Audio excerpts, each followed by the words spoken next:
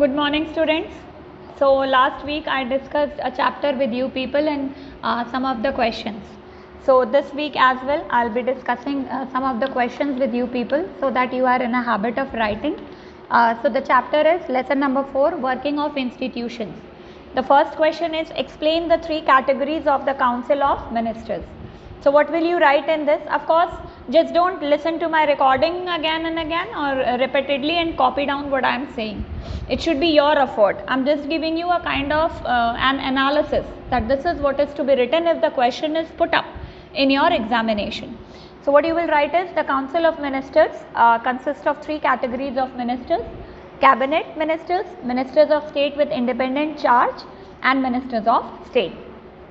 So cabinet ministers are the top level leaders of the ruling party or parties who are in charge of the major ministries, and usually the cabinet ministers, they meet to take decisions in the name of the Council of Ministers. Then we have ministers of state with independent charge. They are in charge of smaller ministries.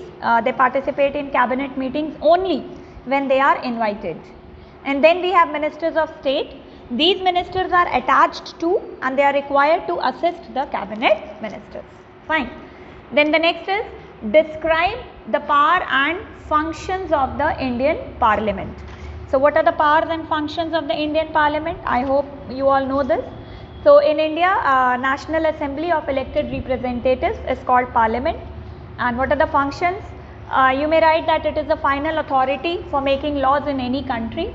It can pass a no confidence resolution against the government, and it can ask it to resign.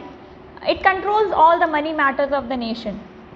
Government budget has to be passed by Parliament.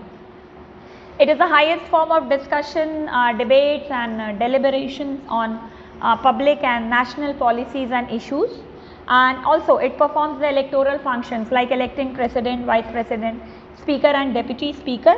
And it also has the power to remove the president, the judges of the Supreme Court and High Court, and the process of removal is called as impeachment. Okay, come to question number 3rd. Prime Minister is the head of the government. Justify the statement.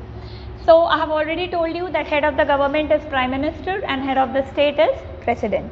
Prime Minister is the head of the government and we can justify it in the following way, that he is the leader of the majority party in the parliament. He summons and he presides over the meetings of the cabinet. I am not talking about Lok Sabha. The presiding officer of Lok Sabha is speaker and the presiding officer of Rajya Sabha is vice chairman.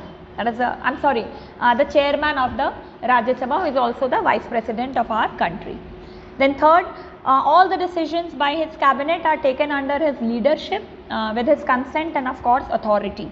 He acts as an advisor to the president over the appointment of his ministers, judges of Supreme Court and High Court. And he is free to choose his ministers. That is, it is he who frames the Council of Ministers. He can allot them portfolios and also he can shuffle them. Come to the next. How are the judges of Supreme Court and High Court appointed? How can they be removed? The judges of the Supreme Court and High Court are appointed by the President on the advice of the Prime Minister, in consultation with the Chief Justice of the Supreme Court. So in practice, if you see the senior judges, the Supreme Court, they select the new judges of the Supreme Court and High Court, and the senior most judge of the Supreme Court is usually appointed as the Chief Justice of India.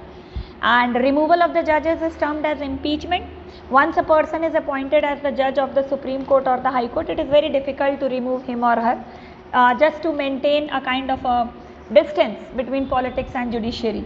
So it is as difficult as in the case of President of India, that is, a judge can only be removed by an impeachment motion that has to be passed by 2/3 members of both the houses of the members present and voting. How can you say that the judiciary in India is the most powerful? Yes, of course, the judiciary in India is independent. It is not under the control of legislature or executive. They have the power to interpret the constitution of the country. They determine the validity or the invalidity of any law that is passed by the legislature when it is challenged before them, and this is what is called as judicial review. The Supreme Court of India has also ruled that the core of the basic principles of the constitution, that is the basic structure of the constitution, cannot be even changed by the parliament.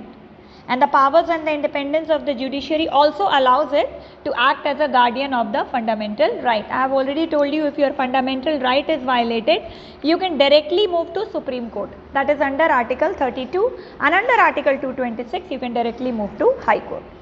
The last question is, who are the major functionaries in India? Very easy, it's President, it's Prime Minister and the Parliament. So you just need to elaborate it, that Prime Minister is the head of the government and he is the one who usually exercises the real powers.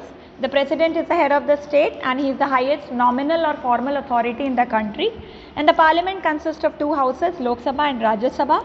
The Prime Minister must have the support of a majority of the Lok Sabha members. So now you will listen to me and you will try to write it down in your own words. Thank you.